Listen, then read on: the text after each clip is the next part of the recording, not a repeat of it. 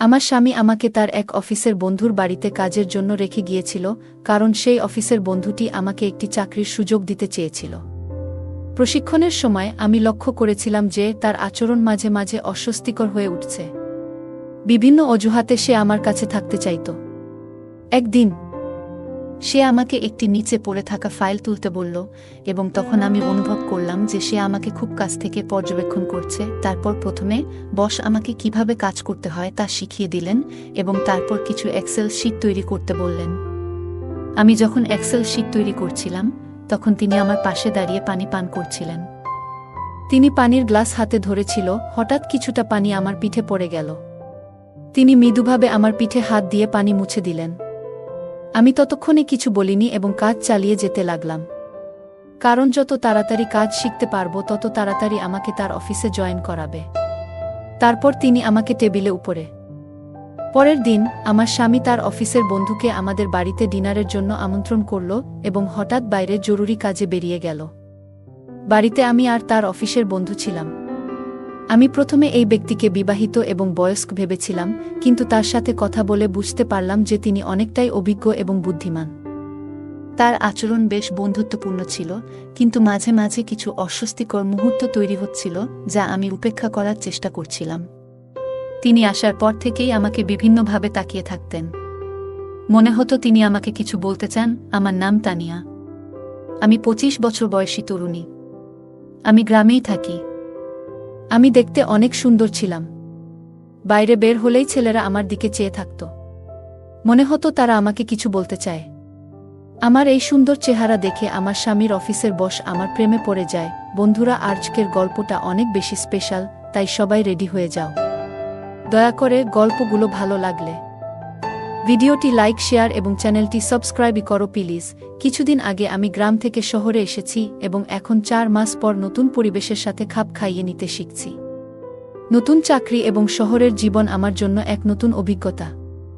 এখানে আসার কারণ হচ্ছে এই 4 মাসে আমার স্বামী আমার সাথে একবারও দেখা করতে আসেনি। আমি দীর্ঘ 4 মাস পর শহরে আমার স্বামীর সাথে দেখা করতে এসেছিলাম। রাহুল এখানে একটি চাকরি করছে এবং আমাকে শহরে ডেকেছিল। আমি আজ নিজের কিছু জিনিসপত্র নিয়ে তার ফ্ল্যাটে এলাম। তবে আমাকে দেখে রাহুলের মুখে খুশির চিহ্ন দেখা গেল না, বরং সে বিরক্ত হয়ে বলল, তুমি কেন এখানে আসলে? আমি কয়েকদিন পরই তো তোমাকে দেখতে আসতাম। কিন্তু আমি আমার স্বামীর সাথে দেখা করার জন্য অধীর ছিলাম, এবং রাহুল সেটা বুঝতে পারছিল না। তার ফ্ল্যাট খুব অপরিচ্ছন্ন ছিল, যা আমি 2 ঘন্টা ধরে পরিষ্কার করলাম। পরের দিন রাহুল তার এক বয়স্ক সহকর্মীকে বাসায় নিয়ে এলো, যার পায়ে ব্যান্ডেজ ছিল। আমি রাহুলের সাথে এখনও ঠিকমতো সময় কাটাতে পারিনি। আর তখনই তার সহকর্মী এসে গেলেন। রাহুল বলল, সহকর্মীর পরিবার শহরের বাইরে, তাই কিছুদিন আমাদের সাথে থাকবেন। আমি তার যত্ন নিলাম, আর আমার রান্না করা খাবার তার খুব পছন্দ হল। 2 দিনের জন্য থাকার কথা ছিল, কিন্তু এখন তিনি পুরো সপ্তাহ আমাদের সাথে থাকবেন। আমি রাহুলের বন্ধুর জন্য পানি নিয়ে যাচ্ছিলাম। যখনই বোতল রেখে ঘর থেকে বের হতে যাচ্ছিলাম, তখন হঠাৎ আলমারি থেকে তার ওষুধের বাক্সটি পড়ে যায়। কোনো কিছু না ভেবে আমি নিচু হয়ে ওষুধগুলো তুলতে লাগলাম। তখন আমার নজর উপরে গেলে দেখি আমার স্বামীর বন্ধুর চোখ আমার দিকে একটু অস্বাভাবিকভাবে তাকিয়ে আছে। ওষুধগুলো তাকে দিয়ে আমি ঘর থেকে বেরিয়ে এলাম। সেই মুহূর্তে রাহুল ঘরে ঢুকল। সে একবার আমাকে এবং একবার তার বন্ধুর দিকে তাকালো। আমি কিছু না বলে আমাদের ঘরে চলে গেলাম। আমি ভেবেছিলাম রাহুল হয়তো কিছু সন্দেহ করছে, কিন্তু পরে বুঝলাম সে কিছুই ভাবছে না। সে হাসতে হাসতে আমার সাথে গল্প করল এবং আমরা শুয়ে পড়লাম। আমি রাতে রাহুলের কাছে যেতে চাইলাম, কিন্তু সে বিভিন্ন বাহানা দিয়ে ঘুমিয়ে পড়ল। সকালে রাহুল অফিসে চলে গেল, কিন্তু তার সহকর্মী বাড়িতেই রয়ে গেলেন। সহকর্মীর খাবারের চাহিদা ছিল ভিন্ন, বিশেষ করে প্রতিদিন ভিন্ন ধরনের নাশতা, বিশেষত ইতালিয়ান খাবার চাইতেন। রাহুল কিছু টাকা দিয়ে গিয়েছিল, কিন্তু খরচ হয়ে যাওয়ায় সামান্যই অবশিষ্ট ছিল। আজকের ডিনারের জন্য পনিরের ব্যবস্থা করেছিলাম, এবং টাকাও প্রায় শেষ হয়ে গিয়েছিল। রাতে আমি রাহুলের কাছে আরও টাকা চাইতে গেলে সে রেগে বলল, আমি তো মাত্র 1000 টাকা উপার্জন করি, আমাকে কি ব্যবসায়ী ভাবছ? আমি বোঝানোর চেষ্টা করলাম সহকর্মীর খাবারের জন্যই সব টাকা শেষ হয়েছে, কিন্তু সে রাগ করে ঘুমাতে চলে গেল। পরের দিন সকালে রাহুল অফিসে চলে যাওয়ার পর আমি তার সহকর্মীকে নাশতা দিতে গেলাম। সহকর্মী আমার হাতে বেশ কিছু টাকা তুলে দিলেন এবং বললেন, গত রাতে তোমাদের কথোপকথন আমি আমার ঘর থেকে শুনেছি। এই টাকাগুলো রেখে দাও, এবং রাহুলকে বলার দরকার নেই, আমার ঘরের খরচ চালানোর জন্য টাকা প্রয়োজন ছিল, তাই আমি সেই টাকাগুলো ফিরিয়ে দিইনি। সন্ধ্যায় রাহুল যখন বাড়ি ফিরল, তখন সে আমাকে কিছু বাড়তি টাকা দিল, কিন্তু আমি তাকে সহকর্মী থেকে পাওয়া টাকার কথা কিছুই বললাম না।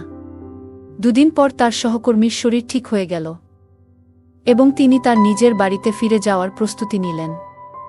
যাওয়ার সময় তিনি আমার পিঠে হাত রাখলেন, কিন্তু তার স্পর্শ স্বাভাবিক ছিল না, যেন কিছুটা অস্বস্তিকর। আমি রাহুলকে সহকর্মীর ব্যাগ এনে দিলাম এবং রাহুল তাকে গাড়ি পর্যন্ত পৌঁছে দিতে বাইরে গেল। আমি বাড়িতে নিজের কাজে লেগে গেলাম। আমার শ্বশুর শাশুড়ি তখন গ্রামে ছিলেন, কিন্তু গত কিছুদিন ধরে এক ধরনের অস্বস্তি আমার মনের মধ্যে কাজ করছিল। যখন রাহুলের সহকর্মী আমাদের বাড়ি থেকে চলে গেলেন, তখন বাড়িটা হঠাৎ করে খুব ফাঁকা আর শান্ত লাগছিল। মনে হচ্ছিল যেন আমার একটা বড় সমস্যার সমাধান হয়েছে। এখন আমি আমার স্বামীর সাথে যতটা খুশি, ততটা সময় কাটাতে পারব। বেশ কিছুদিন ধরে রাহুল বাড়িতে তেমন সময় দিচ্ছিল না। একদিন বাইরে গিয়ে দেখলাম সে কোথাও নেই, সম্ভবত অফিসে চলে গেছে তার সহকর্মীর সাথে। মাঝে মাঝে রাহুলকে বুঝতে আমার খুব কষ্ট হয়। 2 দিন পেরিয়ে গেছে, সে রাতে বাড়িতে আসে আর সরাসরি ঘুমিয়ে পড়ে। একদিন রাহুল হঠাৎ অফিস থেকে তাড়াতাড়ি ফিরে এলো। আমি খুশি হলাম, কিন্তু যখন তাকে ভালো করে দেখলাম, তখন বুঝতে পারলাম সে কিছুটা চিন্তিত। আমি তার কাছে জানতে চাইলাম, কি নিয়ে এত চাপ? সে বলল, তানিয়া, আমাদের কাল বিকালের মধ্যেই এই বাড়ি ছাড়তে হবে। গত 2 মাসের ভাড়া আমি দিতে পারিনি। বাড়িওয়ালার ফোন এসেছিল, শুধু ভাড়া নয়, তিনি বাড়ি খালি করার জন্যও বলেছেন। রাহুলের কাছে 2 মাসের ভাড়া দেওয়ার টাকা ছিল না, তাই আমি গ্রামের বাড়ি থেকে আনা সঞ্চিত কিছু টাকা তাকে দিলাম। তবুও আরও 10,000 টাকার প্রয়োজন ছিল। তখন আমি আমার সোনার কানের দুল বিক্রি করলাম আর সেই টাকা দিয়ে ভাড়া মিটিয়ে দিলাম। কিন্তু এখন আমাদের এই বাড়ি ছেড়ে দিতে হবে, আর কোথায় যাব সেটাই চিন্তার বিষয়। ঠিক তখনই রাহুলের সহকর্মীর ফোন এলো, আর রাহুল তাকে সবকিছু জানালো। সহকর্মী আমাদের তার বাড়িতে থাকার জন্য আমন্ত্রণ জানালেন। রাহুল বলল, আমাদের থাকার ব্যবস্থা হয়ে গেছে, কিছুদিন আমরা সহকর্মীর বাড়িতে থাকতে পারব। এরপর আমি তাড়াতাড়ি আমাদের ব্যাগ গুছিয়ে নিলাম এবং আমরা তার বাড়ির উদ্দেশ্যে রওনা হলাম। সহকর্মীর বাড়ি ছিল বিশাল এবং আমাদের জন্য একটি বিশেষ ঘর বরাদ্দ করা হলো। আজকের পরিস্থিতি কিছুটা চাপের ছিল, তবে সাময়িক। আমরা নতুন করে পরিকল্পনা করতে শুরু করলাম। রাতে আমরা কোনোমতে ঘুমাতে পারলাম। পরের দিন সকালে নাস্তার পর আমি দেখলাম রাহুল তার ব্যাগে কিছু কাপড় গুছাচ্ছে। আমি জানতে চাইলাম, তুমি আলাদা করে ব্যাগ গুছাচ্ছ কেন? কোথায় যাচ্ছ? রাহুল বলল, তানিয়া, আমি কয়েকদিনের জন্য শহরে যাচ্ছি। অফিসের জরুরি কাজ আছে। শহরে গিয়ে আমি অতিরিক্ত কিছু টাকা পাব, যা আমাদের কাজে লাগবে। রাহুলের এই দৌড়ঝাঁপ দেখে আমার মায়া লাগল। সে আমাদের পরিবারের জন্য কত পরিশ্রম করছে। 2 দিনের জন্য সে বাইরে চলে গেল। তার যাওয়ার পর রাতে আমি একা ঘুমাতে পারছিলাম না। দীর্ঘ সময় ধরে আমি জেগেছিলাম, নানান চিন্তায় ডুবে। ঠিক তখনই রাহুলের অফিসের বন্ধু হঠাৎ করে আমার ঘরে এসে হাজির হলেন। তিনি বললেন, তানিয়া, তুমি ঘুমাওনি? তোমার ঘরের লাইট জ্বলছিল, তাই খোঁজ নিতে এলাম। তখন আমি তাকে বললাম, রাহুলের আয়ের সংসার চলছে না, কিভাবে সংসার চালাবো সেই চিন্তায় আছি। সহকর্মী তখন আমাকে সান্ত্বনা দিয়ে বললেন, তুমি চিন্তা করো না, আমি আছি। আমি সব ঠিক করে দেব, তবে তোমার সাহায্য লাগবে। তুমি চাইলে তোমার স্বামীর অবস্থা বদলে যেতে পারে। এতটুকু বলে তিনি আমাকে কাছে টানার চেষ্টা করলেন। আমি সঙ্গে সঙ্গে নিজেকে সরিয়ে নিলাম এবং দৃঢ়ভাবে তাকে না বললাম। আমি তাকে দূরে সরিয়ে দিয়ে বললাম, আপনি কি করছেন? এর মানে কি? তিনি বললেন, তানিয়া, আমাকে ভুল বোঝো না, আমি শুধু তোমাকে সাহায্য করতে চেয়েছিলাম। তোমাকে আমার কোম্পানিতে চাকরি দেওয়ার কথা ভাবছিলাম। আমি শান্তভাবে উত্তর দিলাম, আমার কোনো চাকরির দরকার নেই। এখন আপনি দয়া করে এখান থেকে চলে যান, আমি খুব ক্লান্ত, পরে কথা হবে। এটা বলার পর তিনি আমার ঘর থেকে বেরিয়ে গেলেন। যদিও এটা তার নিজেরই বাড়ি ছিল, তবু আমি তাকে আমার ঘরের বাইরে বের করে দিয়েছিলাম। আমার রাগটা একটু বেশিই ছিল তখন। এরপর 2 দিন কেটে গেল, আর রাহুল বাড়ি ফিরল না। আমি ফোন করে জানতে চাইলাম, তুমি কবে ফিরবে? রাহুল বলল, তানিয়া, আমি তোমার মতো ফাঁকা সময় বসে নেই। তুমি হঠাৎ করে গ্রাম থেকে শহরে চলে এলে, আর এখন তোমার জন্য আমাকে এত দৌড়ঝাঁপ করতে হচ্ছে। একা থাকলে আমি যে কোনোভাবে ম্যানেজ করতে পারতাম, কিন্তু তোমার আসার পর আমার খরচ আর টেনশন দুটোই বেড়ে গেছে। এতটুকু বলেই সে ফোনটা কেটে দিল। তার এই কথায় আমি খুব রেগে গেলাম, কারণ সে আমার অবস্থাটা বুঝতে চাইছিল না। তার চোখে আমার ভালোবাসা ধরা পড়ছিল না। আমি ভাবতে লাগলাম কিভাবে রাহুলের এই টেনশন কমানো যায়। ঠিক তখনই তার সহকর্মীর কথা মনে পড়ল। একমাত্র তিনিই হয়তো আমাদের সাহায্য করতে পারেন, কারণ অর্থের সমস্যার সমাধান তার মাধ্যমেই হতে পারে। রাহুলের সহকর্মী তখন বাড়ি থেকে কাজ করছিলেন। দুপুর প্রায় 3টা বেজে গেছে। আমি তার রুমে ঢুকলাম।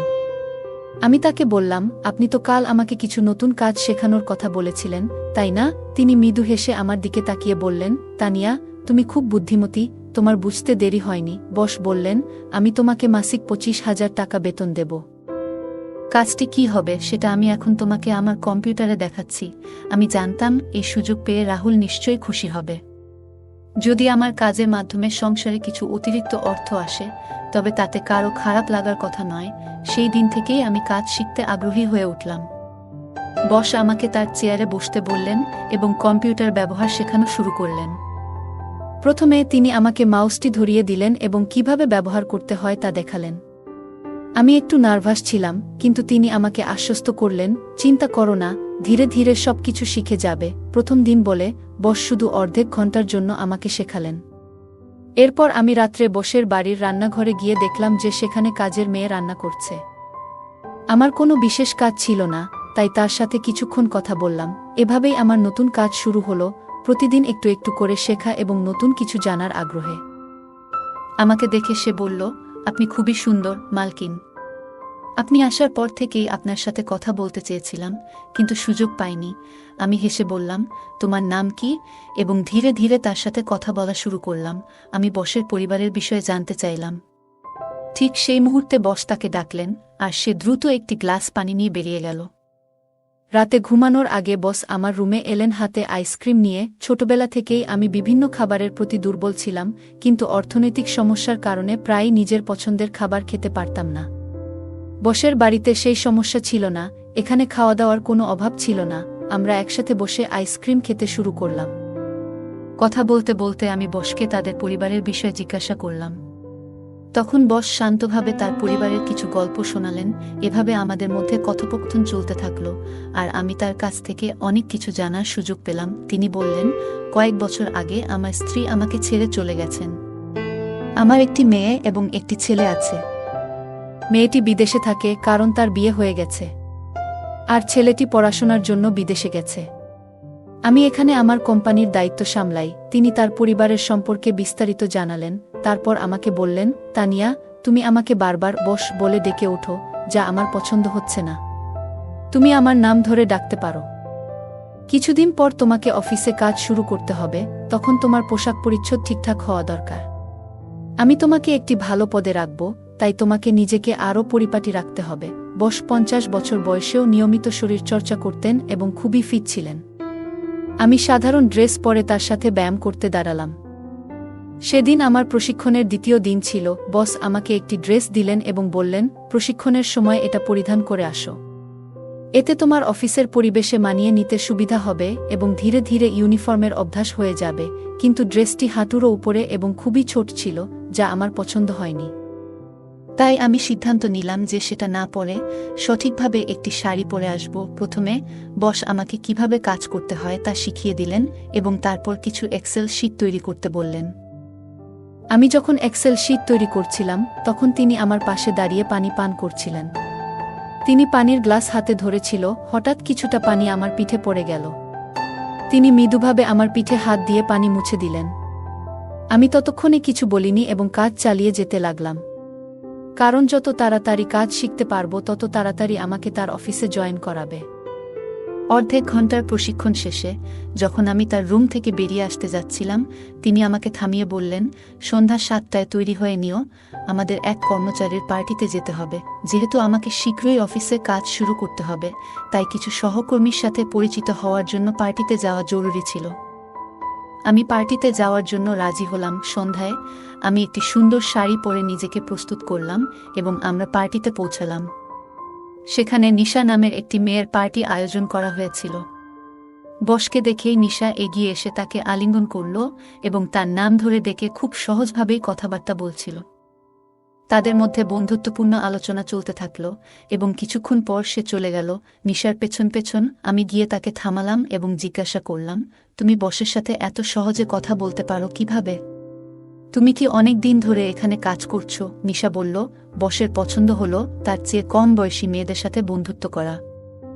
যদি সম্পর্ক ভালোভাবে বজায় রাখা যায় তাহলে কিছু দিনের মধ্যেই ভাগ্য বদলে যেতে পারে। এই বড় পার্টি আমি আমার নিজস্ব উপার্জন দিয়ে দিয়েছি। নিশা বসের কোম্পানিতে কাজ শুরু করার মাত্র 2 মাসের মধ্যেই এতটা উপার্জন করতে পেরেছে, যা আমাকে অবাক করল। আমিও অর্থ উপার্জন করতে চেয়েছিলাম। তাই পরের দিন সকালে আমি বসের রুমে গিয়ে হাজির হলাম। এবার আমি সেই অফিসের ইউনিফর্ম পরেছিলাম যা বস আমাকে দিয়েছিলেন। যদিও ড্রেসটি কিছুটা ছোট ছিল, আমি বুঝতে পারলাম যে এটা কাজের একটা অংশ হতে পারে। আমাকে সেই ইউনিফর্মে দেখে বস কিছুক্ষণ তাকিয়ে রইলেন। আজ আমি সময়মতো এক্সেল শিটের কাজ শেষ করেছিলাম, আর তিনি আমাকে প্রশংসা করলেন। তখন আমি উঠে গিয়ে তাকে আলিঙ্গন করলাম এবং বললাম, আরিয়ান, এটা সব আপনার জন্যই সম্ভব হয়েছে। আপনি খুব সহজভাবে আমাকে সবকিছু শিখিয়েছেন। আমি প্রথমবার তার নাম ধরে ডাকলাম, আর তিনি বুঝতে পারলেন যে আমি তার বন্ধুত্ব গ্রহণ করেছি। রাতে তিনি আমাকে ডিনারের আগে ছাদে যেতে বললেন। তার ছাদে সুন্দর একটি বাগান ছিল এবং এক কোণে একটি ছোট বারো ছিল। সেখানে পৌঁছানোর পর তিনি শ্যাম্পেন খুললেন এবং উদযাপন শুরু করলেন। তিনি বললেন, এই শ্যাম্পেন আমাদের বন্ধুত্বের জন্য। আমি লক্ষ্য করলাম যে পার্টিতে নিশা এবং আরও কিছু মেয়ে ড্রিঙ্ক করছিল। আরিয়ান যখন আমাকে একটি ড্রিঙ্ক অফার করলেন, আমি তাকে না বললাম না। ড্রিঙ্ক করার পর আমার মাথা একটু ঘোরাতে লাগল এবং সবকিছু অস্পষ্ট হয়ে গেল। তবুও আমি আরও 2 গ্লাস পান করলাম। রাতের খাবার না খেয়েই আমরা ঘুমিয়ে পড়লাম। সকালে সূর্যের আলো চোখে পড়তেই আমার ঘুম ভাঙল। রাতে আমরা নেশাগ্রস্ত ছিলাম, আর আমি এবং আরিয়ান ছাদের একটি ঘরে ঘুমিয়েছিলাম। কিভাবে সেখানে পৌঁছলাম সেটাও আমার মনে নেই। আমরা একে অপরের কাছাকাছি শুয়েছিলাম, কিন্তু আমি তাকে ঘুম থেকে না জাগিয়ে চুপচাপ সেখান থেকে বেরিয়ে এলাম। ছাদ থেকে নিচে নামতেই দেখলাম বাড়ির কাজের মেয়ে আমাকে নির্দিষ্টভাবে লক্ষ্য করছে। আমার ঘরে গিয়ে আয়নায় নিজের দিকে তাকালাম, দেখলাম আমার লিপস্টিক একটু ছড়িয়ে গেছে। আমি ভেবেছিলাম হয়তো ঘুমের মধ্যে এটা হয়েছে, তাই সেটার দিকে খুব একটা মনোযোগ না দিয়ে নিজেকে প্রস্তুত করতে লাগলাম। যখন আমি নিজের ঘর থেকে বেরিয়ে এলাম, তখন দেখি আরিয়ান ছাদ থেকে নামছেন। তিনি যখন তার রুমের দিকে যাচ্ছিলেন, তখন আমার নজর তার শার্টের দিকে গেল। দেখলাম আমার লিপস্টিকের দাগ তার শার্টে লেগে আছে। বাড়ির কাজের মেয়েটিও তাকিয়েছিল, হয়তো সেও সেটাই দেখছিল যা আমি দেখেছি। আমি ভাবলাম, তার দিকে মনোযোগ দেওয়ার কোনো প্রয়োজন নেই। আমি নিজেকে শান্ত রাখলাম এবং স্বাভাবিক থাকার চেষ্টা করলাম। আমি এই কয়েকদিন ধরে লক্ষ্য করছিলাম যে প্রায় 15 দিন হয়ে গেছে, কিন্তু আমার আর রাহুলের মধ্যে কোনো যোগাযোগ হয়নি। আজ আশা ছিল যে সে আমাকে ফোন করবে, কিন্তু গত 15 দিনে আমি রাগ করে তাকে ফোন করিনি। এই সময়ের মধ্যে আমি অনেক বদলে গিয়েছিলাম। এখন আমার মূল লক্ষ্য ছিল অর্থ উপার্জন করা, এবং সেই প্রক্রিয়া শুরু হয়ে গিয়েছিল গত রাত থেকেই। সন্ধ্যায় বস আমার জন্মদিন উদযাপন করলেন। কিভাবে যেন তিনি আমার জন্মদিনের কথা জেনে গিয়েছিলেন, অথচ রাহুলের এ বিষয়ে কোনো খেয়াল ছিল না। আমি বুঝতে পারছিলাম যে আমি আমার ভালোবাসার ব্যাপারে কিছুটা বিভ্রান্ত ছিলাম। আমার জন্মদিনটা বেশ ভালোভাবে কাটল। সেই রাতে আরিয়ান আমার ঘরে এলেন এবং আমাকে উপহার হিসেবে সোনার ঝুমকা দিলেন। তিনি বললেন, গত কয়েকদিন ধরে দেখছি তোমার কানে খুব সাধারণ ঝুমকা আছে, এতে তোমার সৌন্দর্য কিছুটা কমে যাচ্ছে। এরপর তিনি নিজ হাতে আমার কানে ঝুমকা পরিয়ে দিলেন। তার আমার সৌন্দর্যের প্রতি এতটা যত্ন ছিল, যেখানে রাহুল কখনো আমার জন্য একটি শাড়িও কেনেনি, এমনকি আমার জন্মদিনও ভুলে গিয়েছিল। অনেক পুরুষ বিয়ের পর প্রথম বছর স্ত্রীকে মায়ের বাড়ি যেতে দিতে চান না, কিন্তু এখানে রাহুল আমাকে বসের বাড়িতে ছেড়ে দিয়ে নিজে অন্য শহরে চলে গিয়েছিল। রাহুলের অনুপস্থিতিতে আরিয়ান আমার সব চাহিদা পূরণ করছিলেন, আর রাহুল যেন এসব নিয়ে কোনো ধারণাই ছিল না। সেই রাতে আমি আরিয়ানকে ধন্যবাদ জানালাম, কারণ তিনি আমার জন্মদিনকে বিশেষ করে তুলেছিলেন। আমার জন্মদিন খুব ভালোভাবে উদযাপন করা হয়েছিল, এবং আরিয়ান আমাকে একটি সুন্দর উপহার দিয়েছিলেন। পরের সকালে আমি আরিয়ান এর সাথে ব্যায়াম করছিলাম, তখন সকাল 8টা বাজে। হঠাৎ দেখি রাহুল বাড়িতে এসে হাজির। আমাকে বসের সাথে ব্যায়াম করতে দেখে সে অবাক হয়ে তাকিয়ে রইল, কারণ আমি যেই জিম স্যুট পরেছিলাম সেটি শরীরের সাথে সম্পূর্ণ লেগেছিল। রাহুলকে দেখে আমি তাড়াতাড়ি আমার ঘরে চলে গেলাম। কিছুক্ষণ পর সে ঘরে এসে আমাকে আলিঙ্গন করল এবং বলল, হ্যাপি বার্থডে তানিয়া। তার কাছ থেকে এই শুভেচ্ছা শুনে আমার কিছুই মনেই হলো না, কারণ আমার জন্মদিনের দিন সে একটি ফোনও করেনি। সারাদিন আমি তার সাথে তেমন কথাও বলিনি। সন্ধ্যায় হোলির পূজা করার সময়ও আমি একাই গিয়েছিলাম। পরের দিন ছিল দোলযাত্রা, আর আরিয়ান তার বাড়িতে একটি অনুষ্ঠানের আয়োজন করেছিলেন। তার কোম্পানির অনেক কর্মচারী সেখানে উপস্থিত ছিলেন। রাহুল এসে আমাকে রং লাগালো, কিন্তু আমি তাকে রং না লাগিয়ে আরিয়ানের কাছে চলে গেলাম। আমি তার গালে রং লাগালাম, আর তিনিও আমার মুখে রং লাগালেন। আমাদের মধ্যে বেশ মজার মুহূর্ত কাটছিল। যখন আমরা রং খেলছিলাম, তখন রাহুল হঠাৎ আমাদের দিকে এগিয়ে এলো। তাকে দেখে আমি আরিয়ানের থেকে একটু দূরে সরে গেলাম। পরে আমি এক পাশে দাঁড়িয়ে মঠা পান করছিলাম, তখন হঠাৎ করে আমার আর আরিয়ানের দৃষ্টি একসাথে মিলল। তিনি আমাকে কিছু ইঙ্গিত করলেন, যা আমি খুব ভালোভাবে বুঝতে পারলাম। দোলযাত্রার রং যেন আরিয়ান এর উপর বেশ চেপে বসেছিল। তার ইঙ্গিতটি বুঝেই আমি চারপাশে তাকালাম। দেখলাম রাহুল তার কিছু বন্ধুদের সঙ্গে কথাবার্তা বলছে, আর তার নজর আমার দিকে ছিল না। এটা দেখে আমি সরাসরি বাড়ির ভেতরে চলে গেলাম এবং আরিয়ান এর ঘরে গিয়ে তার অপেক্ষা করতে লাগলাম। ঘরে ঢুকে আমি দরজাটা বন্ধ করে দিলাম এবং তাকে আলিঙ্গন করলাম। আরিয়ান আমার হাত ধরে ঠান্ডা পানীয় তুলে দিলেন। আমি দু-এক চুমুক খেয়ে গ্লাসটি একপাশে সরিয়ে রাখলাম। এরপর তিনি ধীরে ধীরে আমার মুখ স্পর্শ করলেন, আর মনে হচ্ছিল যেন আমি তার এক ভিন্ন দিক দেখতে পাচ্ছি। তার মধ্যে এক অদ্ভুত উচ্ছ্বাস কাজ করছিল। আমাদের সেই মুহূর্তের মাঝে হঠাৎ দরজা খুলে গেল এবং সেখানে রাহুল দাঁড়িয়ে ছিল। আমাকে এবং আরিয়ানকে একসঙ্গে দেখে তার মুখে অস্বস্তি আর রাগের ছাপ পড়ে গেল। তিনি রাগের কণ্ঠে বললেন, তুমি আমাকে দূরে সরিয়ে রেখেছিলে এজন্য? এখন তোমার বসের প্রতি এমন আকর্ষণ? তোমার কি কোনো অনুশোচনা নেই? তার কথা শুনে আমি বিস্মিত হলাম। সে মোবাইলটা তুলে নিয়ে বলল, আমি তোমার ভিডিও করে সবাইকে পাঠিয়ে দেব, যাতে সবাই জানতে পারে তুমি কেমন সতীসাধ্বী। তার এই কথা শুনে আমি তার হাত থেকে মোবাইলটি ছিনিয়ে নিলাম এবং তাকে একটি থাপ্পড় দিলাম। আমি বললাম, চোরের মন চুরি নিয়ে ব্যস্ত থাকে রাহুল। তুমি কি ভেবেছিলে আমি তোমার আসল রূপ চিনতে পারবো না? তুমি কিভাবে এতটা নিচে নামতে পারলে? তোমার কোনো লজ্জা নেই, তাই না? তুমি আমাকে 15 দিনের জন্য তোমার বসের কাছে ছেড়ে দিয়ে গিয়েছিলে। তখনই আমি বুঝেছিলাম সবকিছু পরিষ্কার হয়ে গিয়েছিল। কয়েকদিন আগে তোমার মোবাইলে আমি সেই মেসেজগুলো দেখেছি, যেখানে আমার পাঠানো ছবি ছিল। কোনোদিন কল্পনাও করতে পারিনি যে তুমি টাকা রোজগারের জন্য এমন কাজ করবে। তুমি কিভাবে পারলে? তুমি 15 দিনের জন্য আমাকে তোমার বসের হাতে তুলে দিয়েছিলে। তোমার কাছে আমি কিছু না, এটা দেখে খুব কষ্ট পেলাম। তোমার এতটা নিচে নামার কথা ভাবিনি। কয়েকদিন আগে তোমার বসের সঙ্গে আমি তাদের বাড়ির ছাদের বাগানে ছিলাম। তখনই তোমার কাছ থেকে তার কাছে একটি মেসেজ আসে। সেখানে তুমি আরও টাকার দাবি করেছিলে এবং বলেছিলে স্ত্রীর সঙ্গে আরও একটি রাত কাটিয়ে নাও, তারপর টাকা পাঠিয়ে দিও। কিন্তু সেই রাতে আমার সামনে সবকিছু পরিষ্কার হয়ে যায়। আমি বুঝতে পারছিলাম সেদিন রাতটা অন্যরকম হতে চলেছে। তোমার বস তখনও কোনো অশোভন কিছু করেনি, তবে পরিস্থিতি সেদিকেই যাচ্ছিল। আমি তাকে তার মেয়ের কথা মনে করিয়ে দিলাম, যিনি আমারই বয়সী। আমি জিজ্ঞাসা করলাম, আপনার মেয়ের সঙ্গে এমন কিছু হলে আপনি কেমন অনুভব করতেন? আমার কথা শোনার পর তিনি থেমে গেলেন। আমি ভাবিনি আমার কথা তাকে এতটা ভাবাবে।